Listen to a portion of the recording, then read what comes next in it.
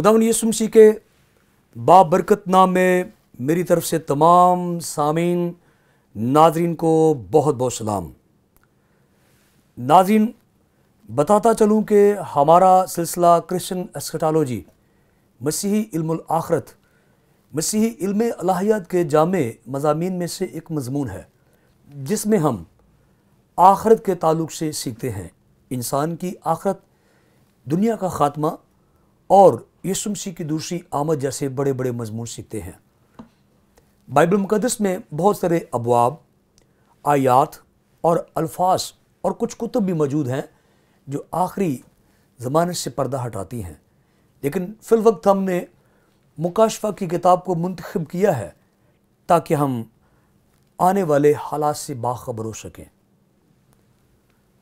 तो बताता चलूँ कि अब तक हमने बड़ी तफसील के साथ मुकाशफा की किताब, उसका दूसरा बाब और उसकी 23वीं आयत मुक़द्दसा तक आयात और अल्फाज को बड़ी तरतीब के साथ देखा, समझा, सुना और बरकत पाई है। और अब हम मुकाशफा की किताब के दूसरे बाब की 24वीं आयत मुक़द्दसा से सीख रहे हैं। तो नाज़रीन, इससे पहले कि हम आगे बढ़ें, मैं आपके लिए आज फिर खुदा के पाक कलाम में से तिलावत करना चाहता हूँ। हवाला नोट कर लीजिएगा। मुकाशफा की किताब दूसरा बाब, उसकी 24वीं आयत मुक़द्दसा। लिखा है, मगर तुम थुआतीरा के बाकी लोगों से जो उस तालीम को नहीं मानते और उन बातों से जिन्हें लोग शैतान की गहरी बातें कहते हैं नावाकिफ़ हो, ये कहता हूँ कि तुम पर और बोझ ना डालूँगा। खुदा के मुक़द्दस कलाम का पढ़ा जाना हमारे लिए बरकत का बायस हो। आइए दुआ मांगे। खुदा कादिर मुतली खुदा, हम तेरे शुक्रगुज़ार हैं, तूने हमें ये वक्त दिया कि हम तेरे पाक कलाम को सुने, सीखें और बरकत पाएँ। मैं ख़ुद को तेरे कदूस, जलाली और ज़ख्मी हाथों में देता हूँ। मुझे रूहानी दानाई और अक़ल अता फरमा ताकि मैं तेरे कलाम को दयानतदारी के साथ बयान कर सकूं, और इसी तरह तमाम सुनने वालों को, देखने वालों को तेरे कदूस हाथों में देता हूं। यीशु नाम में अगर इनमें कोई बीमार है या कमज़ोर है तो यीशु के कदूस नाम से शिफा पा जाए, ताकि वो तेरा पाक कलाम सुन सके, सीखे और आगे बढ़े, मसीह खुदा के वसीले से, आमीन। तो नाज़रीन, बताता चलूँ कि हम उन 7 कलीसियाओं का तज़किरा पढ़ रहे हैं जो किसी ज़माने में एशिया कुचक में मौजूद थी, यानी रूमी सूबा आसिया जो एक बहुत बड़ा सूबा था, और इस सूबे में बहुत सारी कलीसियाएँ मौजूद थीं। लेकिन एशिया कुचक जो आज तुर्की है, इस जगह से 7 कलीसियाओं को बतौर नुमाइंदा यीशु मसीह ने मुंतखब किया। और पहले बाब में हमने सीखा कि सोने के 7 चिरागदानों में जो फिरता है वो यीशु मसीह है, और इन कलीसियाओं का जायज़ा लेता है और उनके सारे हालात को देखकर वो यूहन्ना को वो खतूत थमा देता है कि उन पासबानों को दिए जाएं जो उन कलीसियाओं को गाइड कर रहे हैं, उनकी खिदमत कर रहे हैं। तो उन खतूत के अंदर इन 7 कलीसियाओं का हमें जो है वो तज़किरा मिलता है, और इन कलीसियाओं की मजमूई सूरत हाल का पता चलता है कि उनकी खिदमत, मसीह के साथ उनके ताल्लुकात, उनकी कुर्बानियाँ, उनकी मोहब्बत, उनकी बर्दाश्त, उनका दुख सहना, और यीशु मसीह उनके इन कामों के लिए उन्हें सराहते हैं, उन्हें इज़्ज़त देते हैं, उन्हें शाबाश देते हैं, और उनको जो है आगे बढ़ने के लिए कहते हैं और उनकी हौसला अफजाई करते हैं। लेकिन साथ साथ वो बातें, वो तालीमात, वो ख़यालात जो कलीसियाओं को बर्बाद कर सकते हैं, यीशु मसीह उन बातों की, ऐसी तालीमात की निशानदही करते हैं और फिर उन्हें मशवरा देते हैं कि उन कामों से, उन तालीमात से वो छुटकारा हासिल करें और अगर वो ऐसा करें तो गालिब आने की सूरत में उन्हें खुदा के घर में खुशामदीद कहा जाएगा, वेलकम किया जाएगा। तो नादरीन, हमने अब तक दूसरे बाब में से इफसुस की कलीसिया, सुमरना की कलीसिया, परगमन की कलीसिया के बारे में तफसील से सीखा है, और अब हम खुदा के फजल से थुआतीरा की कलीसिया के बारे में सीख रहे हैं। और आज फिर हमने 24वीं आयत का जो है वो विरद पढ़ा है, और हम आज फिर इस आयत में से जो है चंद बातों पे गौर करेंगे।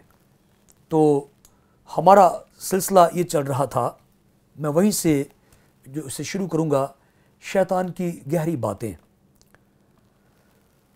पहले हमने तफसील के साथ एजिबल के बारे में सीखा, जो एक गलत तालीम की तरफ इशारा था, बुत परस्ती की तालीम, बुतों की कुर्बानियाँ खाने की तालीम, हरामकारी की तालीम, जिसको यहाँ पर थुआतीरा के अंदर कोई शख्स, कोई तबका, कोई तंजीम, कोई ग्रुप उसको रवां दवां रखे हुए था, चला रहा था।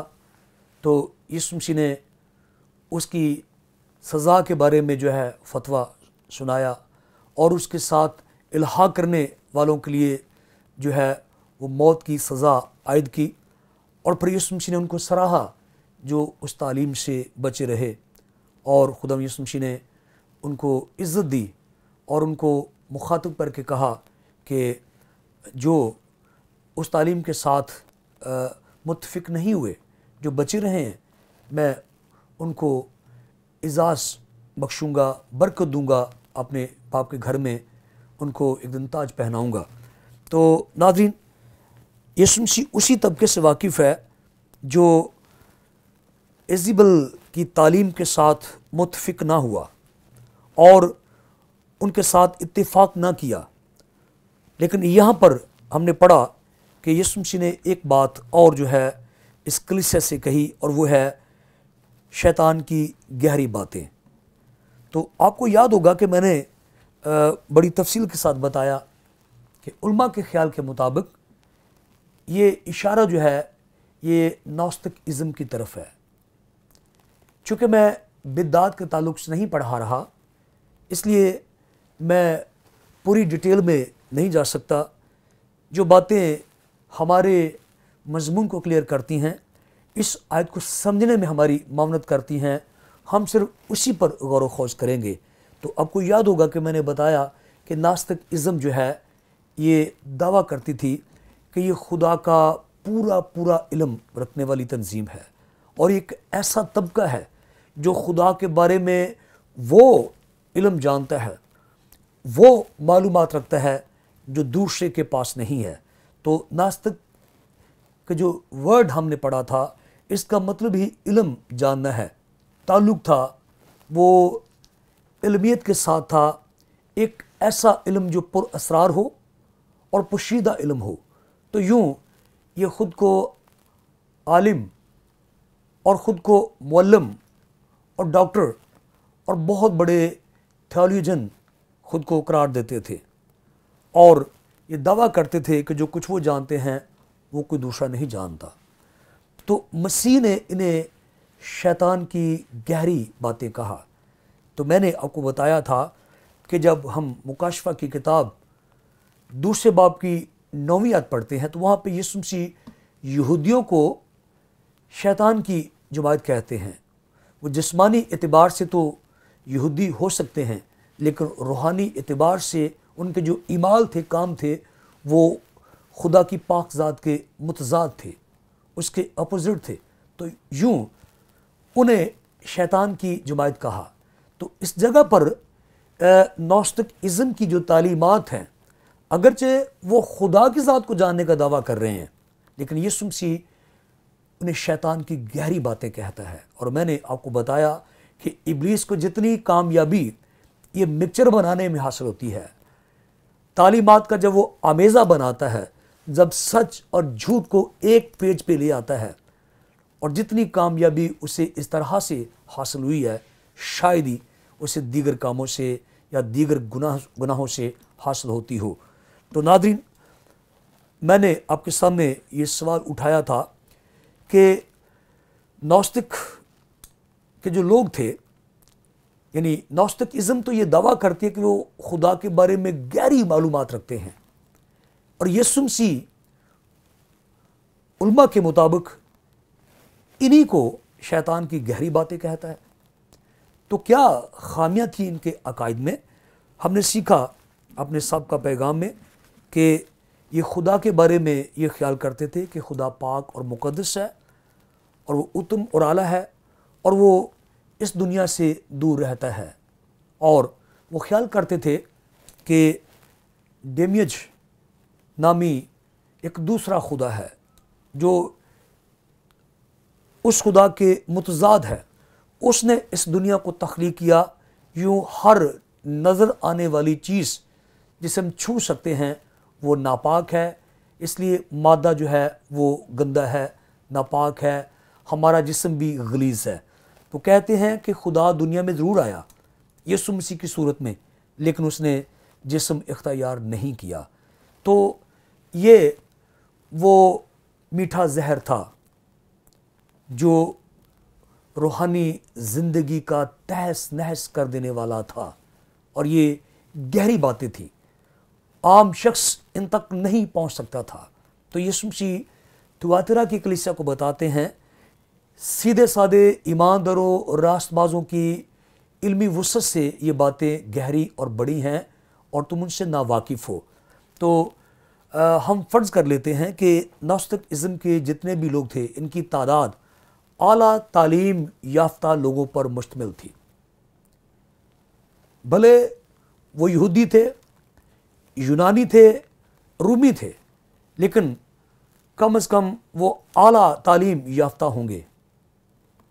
لیکن انہوں نے اپنے علم، اپنی عرفانیت، اپنے معلومات کا رخ جس طرف موڑا وہ مشکوک تھا، اور آپ نے سن لیا کہ خدا کے بارے میں ان کا تصور کتنا غلط اور کتنا گمراہ تھا۔ وہ یسوع مسیح کے تجسم کے بارے میں انکاری تھے، اور یوحنا نے اپنی 5 کتب کے اندر اس خیالات کو جو ہے وہ رد کیا، اور یسوع کے تجسم پہ بھرپور زور دیا۔ تو ناظرین، ہم نے سیکھا تھا کہ چند باتیں جو میں نے آپ کے سامنے رکھی، خدا کے بارے میں ان کا تصور کیا تھا جو میں نے ابھی بتایا، دنیا کے بارے میں، انسان کے بارے میں، نجات کے بارے میں۔ تو ہم نے خدا کے تعلق سے سیکھ لیا۔ دنیا کے بارے میں ان کا خیال تھا کہ ڈیمیج نے اس کو تخلیق کیا ہے، اور یہ مادی دنیا بری ہے اور روحانی دنیا سے دور رہتی ہے۔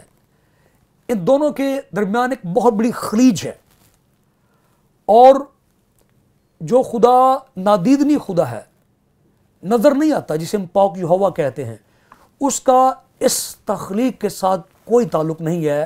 اس پہ راج کرنے والا خدا اس سے متضاد ہے، جسے ڈیمیج کے نام سے جانا جاتا تھا، اور چونکہ یہ دنیا بری ہے، گندی ہے، اس لیے اس کی تباہی اور بربادی لازمی ہے۔ یہ تھا ان کا اس دنیا کے بارے میں خیال۔ انسان کے بارے میں ان کا یہ خیال تھا کہ انسان کی روح پاک ہے اور مقدس ہے، لیکن جب وہ انسان کے جسم میں آ جاتی ہے تو چونکہ مادہ گندا ہے، جسم گندا ہے، تو انسان کے اندر جب تک یہ روح رہتی ہے وہ تڑپتی ہے اور ترستی ہے کہ اس جسم سے چھٹکارا پائے اور واپس پاک خدا کے پاس چلی جائے۔ یہ کلیتاً نوستکزم نے جسم کو ناپاک، گندا قرار دیا اور کہا کہ روح اس میں پھنس جاتی ہے تو یہ ایک کاری ضرب ہے انسان کے وجود پر، اور تخلیق کاری کے سارے نظام میں خدا پر اعتراض ہے۔ بظاہر نوستکزم میں نظر آ رہا ہے، لیکن یہ ابلیس، شیطان ہے۔ بھلے دنیا کے اندر گناہ ہے جو شیطان ہی کی پیداوار ہے، جو ابلیس کے اپنے کارنامے ہیں جن کا موجد شیطان ہے، لیکن وہ ڈویژن پیدا کر رہا ہے کہ دنیا خدا نے تخلیق نہیں کی۔ یوں وہ خالق حقیقی کا انکار کرنے والا طبقہ بن گیا، اور اس ساری مخلوقات جس کے اندر اگرچہ گناہ بدی ہے لیکن خدا کی خوبصورت یہ تخلیق کاری جس کے بارے میں ہمارے پاس 150 زبور ہیں جو خدا کی خوبصورت تخلیق کاری کے بارے میں عظیم ترین گیت ہیں، مزامیر ہیں، اور خدا کی ستائش کی جاتی ہے۔ وہ پہاڑ، وہ وادیاں، وہ گہراؤ، وہ گھاٹیاں، وہ پھول، وہ کلیاں، وہ خوشبوئیں، وہ ساری خدا کی تخلیق ہے۔ تو نوستکزم جو ہے وہ کلیتاً اس کو بری اور گندی قرار دیتا ہے، ہر مادی چیز کو، اور پھر انسانی جسم کی تخلیق کے بارے میں بھی شک پیدا کرتا ہے کہ روح اس میں پھنس جاتی ہے اس کے گندے بدن میں۔ تو ناظرین، ان کا جو چوتھا خیال تھا وہ نجات کے بارے میں تھا۔ ان کا خیال ہے کہ نجات جو ہے وہ ایک خاص پوشیدہ علم سے حاصل ہوتی ہے، اور وہ پوشیدہ علم صرف نوستکزم کے پاس ہے، اور جس کو بھی نجات حاصل کرنی ہے وہ ان کا طالب علم بنے، ان کی جماعت کا حصہ بنے، ان سے سیکھے، اور پھر وہ نجات کا پورا علم جو ہے وہ حاصل کر سکتے ہیں اور نجات پا سکتے ہیں۔ اور یوں ان کا خیال تھا کہ اور انسان اس جسم کے اندر اس دائرے میں وہ چھٹکارے کے لیے جو ہے وہ کوشاں رہتی ہے، اور نوستکزم وہ علم جانتا ہے جس سے انسان کی نجات جو ہے وہ ممکن ہو سکتی ہے۔ تو ناظرین، اس طرح آپ نے جو کچھ سنا ہے، میں بھی یہی سمجھتا ہوں، آپ بھی یہ سمجھ رہے ہیں کہ یہ باتیں ہماری سمجھ سے بالکل بالا تر ہیں۔ یہ فلسفاتی جو خیالات ہیں، ہم نہیں جانتے ان کا اصل سوتا کیا ہو سکتا ہے۔ کیا یہ یونانیوں سے تصورات آئے؟ کیا یہ رومیوں سے تصورات آئے؟ یہ کہاں سے تصورات آئے؟ لیکن ہم یہ نتیجہ اخذ کر سکتے ہیں کہ ان کی یہ تعلیمات اگرچہ پوری طرح بائبل کے خلاف نہیں ہے، اگرچہ پوری طرح سے یہ خدا کی مخالف نہیں ہے، کچھ پہلو جو ہیں وہ بائبل کے حوالہ جات پر مبنی ہیں، لیکن جیسے میں نے بتایا کہ یہ ایک مکسچر ہے، یہ ایک آمیزہ ہے، اور یہ گمراہ کرنے کے لیے یہ شیطان کا ایک فارمولہ ہے۔ اس نے خدا کو پاک، مقدس، طہرا بولا، اور پھر دوسرا خدا بھی بیان کر دیا، یعنی گمراہ کرنے کے لیے وہ آغاز خدا سے کرتا ہے، اور صدیوں سے یہ اس کا آزمودہ ہتھیار ہے کہ وہ جھوٹ کو، مکاری کو، دغے بازی کو وہ سچائی کے صفات میں چھپا کر وہ اس زہر کو مٹھائی میں ملا کر پیش کرتا ہے، اور اسے اس طرح سے خوب کامیابی حاصل ہوتی ہے۔ جب ہم کتاب پیدائش اور اس کے 3 باب کے اندر پڑھتے ہیں تو اس نے ہوا کو یہ کہا کہ جب تم یہ پھل کھا لو گے تو خدا کی مانند بن جاؤ گے۔ یہ وہ سچ نہیں بول رہا تھا، اس نے وہ نہیں بتایا کہ آگے ان کے کیا حالات ہوں گے، اس نے یہ نہیں بتایا کہ تو درد کے ساتھ بچے جنے گی، اس نے یہ نہیں بتایا کہ تیرا شوہر تجھ پہ راج کرے گا، اس نے یہ نہیں بتایا کہ آگے تیرے ساتھ کیا ہو سکتا ہے، لیکن اس نے اپنی دغا بازی کو اس طرح سے چھپا رکھا تھا کہ ہوا کو لگا کہ یہ مشورہ جو ہے بہت ہی قابل قدر ہے اور ہم خدا کی مانند ہو جائیں گے، لیکن اس کے نتائج کیا نکلے اور اس کے نتائج کیا ہیں نہ جانے कितनी दुनिया जहन्नम वासल हो जाएगी, ना जाने कितने लोग तबाह बर्बाद हो जाएंगे और अब तक जलते रहेंगे। उसने अपने झूठ को सच्चाई में छुपा कर पेश किया। उसने खुदा के नाम को दोहराया, उसने खुदा का नाम लिया, उसने खुदा की अलमियत के बारे में बताया, उसने थियोलॉजी बयान की कि खुदा जानता है। यानी थियोलॉजी का मतलब होता है खुदा को जानना। और नाज़रीन, उसका ये तरीक़ाकार जो है वो हवा पर जो है वो पूरे तरीके से कारआमद हुआ और आदम भी उसकी लपेट में आ गया। और यूं पौलुस रसूल फरमाते हैं रोमियो के खत के अंदर कि एक आदमी के सबब से दुनिया में गुनाह आया और यूं गुनाह पूरी दुनिया में फैल गया। हर इंसान आज गोया उसके झांसे में आ गया। और देखिए कि उसका आगाज़, उसके अल्फाज के अंदर कितनी मलामियत पाई जाती है, कितनी खूबसूरती पाई जाती है, कितनी पुरकशिश वो आवाज़ होगी, उसमें कितना खूबसूरत मशवरा होगा कि तुम खुदा की मानद बन जाओगे। उसने कतई तौर पर नहीं बताया कि कल किस तरह से तुम खून और पसीने की कमाई खाओगे और किस तरह से तबाही बर्बादी का शिकार हो जाओगे। तो नाज़रीन, वो हमेशा ऐसे हथकंडों से तबाही बर्बादी फैलाता है और वो अपनी असल और गंदी और गलीज़ तालीम को छुपा लेता है और उसके ऊपर सच्चाइयों के वर्क लगा लेता है और चमकदम बना देता है।